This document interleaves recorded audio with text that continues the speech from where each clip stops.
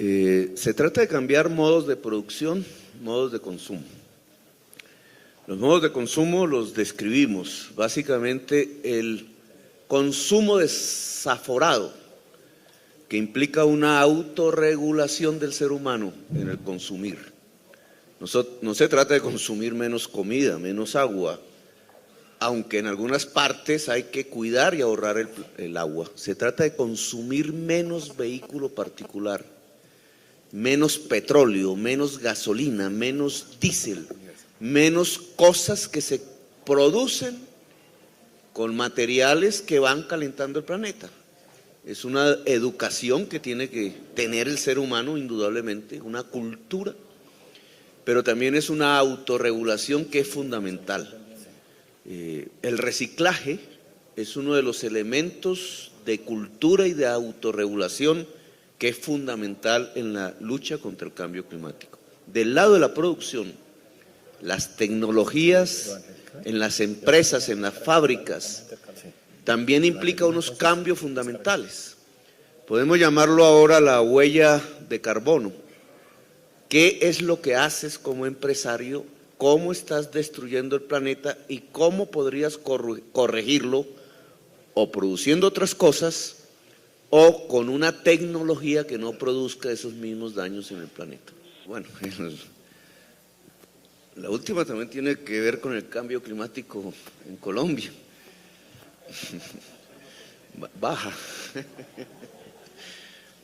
Baja, obviamente, si hay un cese unilateral al fuego.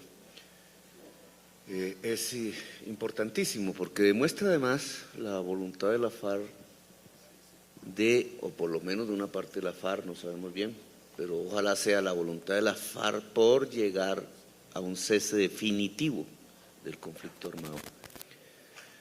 Conflicto armado histórico que de todas maneras ya no es sino una parte del conflicto armado en Colombia. En Colombia, si no resolvemos el tema del narcotráfico por otro modelo diferente al que ha sido la guerra a las drogas, señor Ebrard, tenemos ahí un punto de discusión profundo, digamos, porque tanto México como Colombia y otros países, pues estamos metidos en un problema derivado de una política norteamericana que nos está matando más que el cambio climático. Y el conflicto, la negociación con la FARC bien que podría ayudar a establecer una mesa de diálogo con los Estados Unidos alrededor de este tema que se vuelve crucial, el narcotráfico. Una nueva manera de ver y de manejar eso que antes se llamaba la guerra contra las drogas, pero permítame pasar al cambio climático nacional. La primera pregunta… Sobre los buses. El transporte, la electrificación del transporte.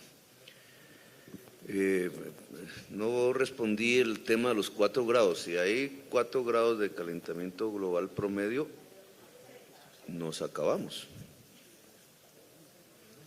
Al Gore, que es una de las personas que más campaña ha hecho en el mundo alrededor de este tema, muestra en sus cuadros un crecimiento exponencial del CO2, que es uno de los gases invernadero, pero es exponencial. Si la humanidad quiere sobrevivir, ese crecimiento exponencial tiene que volverse así y bajar.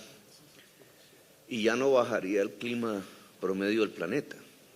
Es decir, los efectos que hoy vemos se seguirían produciendo. Si la curva exponencial continúa, no hay nada que hacer. A 40, 50 años, la vida de la especie humana tendría serios problemas de sostenibilidad. Por tanto, el esfuerzo tiene que ser sustancial. Los responsables políticos en Estados Unidos, Partido Demócrata, Partido Republicano, y en China, Partido Comunista Chino, los 3 partidos están anclados en el siglo XX. Porque el nivel de vida de esas sociedades está atado al modelo de desarrollo del siglo XX. Y no ven cómo variar ese modelo de desarrollo sin cambiar los niveles de vida de sus sociedades y sin provocar conflictos políticos y sociales al interior de ellas. Y ese conservatismo dentro del Partido Comunista Chino, el Partido Demócrata y el Partido Republicano respecto a sus sociedades está llevando a que no se tomen las decisiones pertinentes que hay que tomar en el mundo y las obstaculizan. Pues es dramático. La situación actual lo único que hace es convocar a la humanidad entera a moverse para presionar esos conservadurismos y llevar a esas sociedades hacia cambios y decisiones fundamentales. En cierta forma son luchas globales y es una manera nueva de ver la política. La política dejó de ser nacional, es local y al mismo tiempo global. Ojalá pues las fuerzas políticas colombianas se adecúen a esta nueva concepción de la política, es la política del siglo XXI. Ahora, electrificar el transporte. Ya son resoluciones tomadas, la secretaria de Medio Ambiente ha firmado varias de ellas respecto a emisiones de buses y está desarrollando con ciertos obstáculos que se han venido provocando pruebas pilotos sobre qué tipo de vehículo electrificado es el que debemos tener. Bueno, sirve en primer lugar la pregunta para enterarnos que el problema del trancón no es exclusivamente bogotano. Es un problema mundial. En nuestras ciudades tiene que ver mucho con nuestra historia. Nuestras ciudades fueron construidas al estilo europeo. Ese es el nacimiento cultural de la ciudad. Abandonaron el poblado indígena y empezó una construcción que fue imitando la ciudad europea de calles angostas. Y cuando vino el modelo norteamericano, construido sobre el vehículo particular durante todo el siglo XX, nuestra ciudad, algunas quisieron mantener el sistema de transporte público masivo con éxito, otras se fueron hacia el vehículo particular no conjuga con la ciudad urbanísticamente construida que tenemos, a menos que la destruyamos. Y ahí hay una tensión política, social, etcétera, de visiones de ciudad.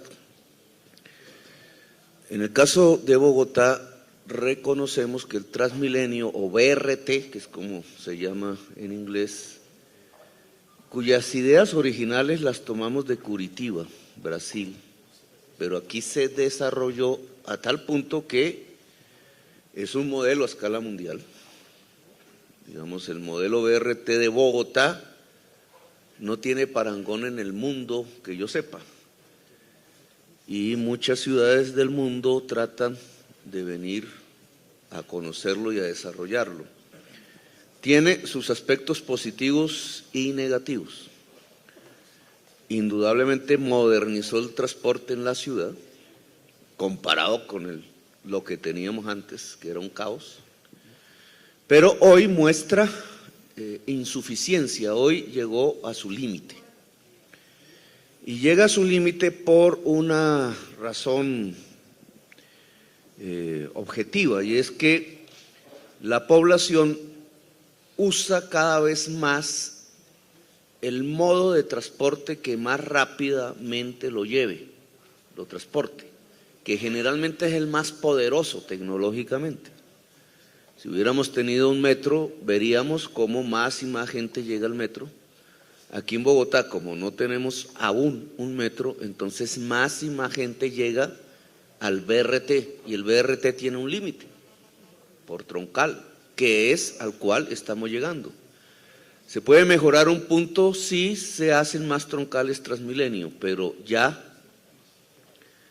la estructura de demanda y oferta de trabajo en la ciudad hace que sea difícil conseguir esas nuevas troncales que no sean las férreas, que también por casualidad y por estructura urbanística de la ciudad fueron construidas en sentido radiante hacia el centro de la ciudad y que nos ayudarían mucho, solo que allí ya habría otro modo de transporte, el férreo, no el propiamente BRT. Entonces, digamos que el BRT es importante como un modo de transporte que se tiene que integrar y articular, se tiene que integrar, esa palabra es fundamental, a otros modos de transporte y que en grandes ciudades llega a un límite que solamente puede ser superado de dos maneras, o con metro, con modos férreos eléctricos, mientras la tecnología humana no dé más. México tiene creo que 14 líneas, 200 kilómetros, nosotros estamos luchando por hacer la primera línea que tiene 30 kilómetros. México fue construida sobre un lago, nosotros también. Se demostró en México que a pesar de esas condiciones del subsuelo se podía hacer metros. Aquí se entrabó durante décadas la construcción del metro. El modo Transmilenio o BRT sería conjugable para comodidad de los usuarios con el modo metro. Por tanto, la discusión bogotana de que si o Transmilenio o metro, de si metro o metro ligero es absolutamente vacía y negativa. En un modelo multimodal de transporte es metro, tranvía, buses, cables y modos alternativos como caminar, no obligadamente, eso implica que más gente viva cerca al puesto de trabajo.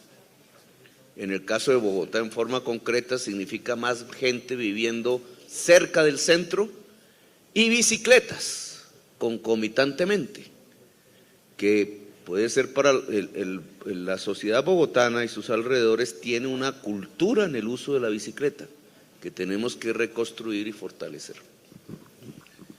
Cuando fuimos a Quito, Lima, no nos acompaña Susana Villarán, que afronta una enorme discusión política en la ciudad de Lima.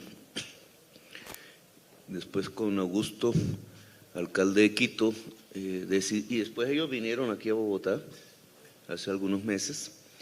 Decidimos construir una especie, no tanto un espacio burocrático de los que se acostumbran a nivel internacional, sino una red de ciudades mucho más flexible, plana, sin burocracias, que pudiera en una serie de temas conjugar esfuerzos de ciudades latinoamericanas.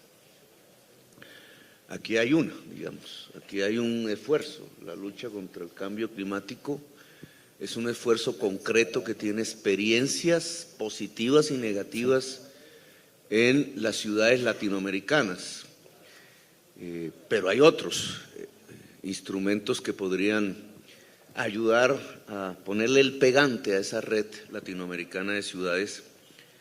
En griego eso se llamaba el Congreso Anfictiónico, que nunca se pensó en términos de naciones, sino en términos de polis, es decir, de ciudades. Y en América Latina sí que cobra de nuevo una importancia fundamental el tema de la polis y de la alianza entre las polis, la alianza de ciudades. Ahora con el nuevo alcalde de Sao Paulo,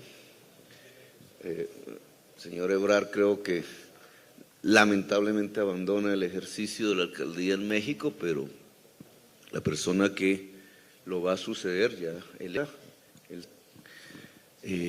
y otras, igualmente con Augusto de Quito, con Susana en Lima, Santiago de Chile, que acaba de tener también una elección un poco diferente desde el orden de vista político, la ciudad de Caracas, que vino aquí, no sé si han llegado ya.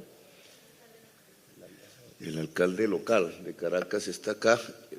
Podemos tener, digamos, la base suficiente ya para una convocatoria de red de ciudades. Buenos Aires, que el señor Macri estaba entre los asistentes de este evento, pero a última hora tuvo que suspender la asistencia.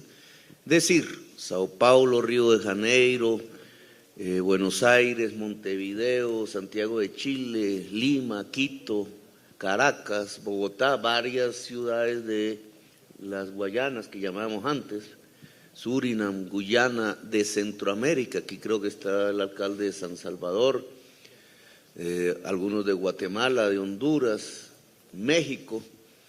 Pues estamos listos para constituir, es la fuente esencial, una alianza, una red de ciudades latinoamericanas con una agenda común, que más que instancia burocrática sea una red plana de acciones comunes para enfrentar en el siglo XXI.